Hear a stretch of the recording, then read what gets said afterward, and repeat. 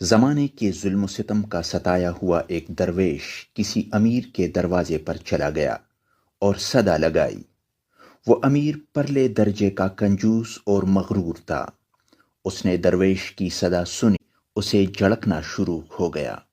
اس امیر شخص کے ہمسایہ میں ایک غریب نابینا شخص رہتا تھا، تو اس نابینا شخص نے اسے اپنا مہمان بنا لیا، اور جو کچھ اس سے ممکن ہو سکتا تھا وہ درویش کی خدمت میں پیش کر۔ ایک وقت کا کھانا کھلانا کوئی ایسی بڑی بات نہ تھی، لیکن اللہ تعالیٰ کو اس کی یہ نیکی بے حد پسند آئی اور اس کے حق میں درویش کی دعا قبول ہوئی۔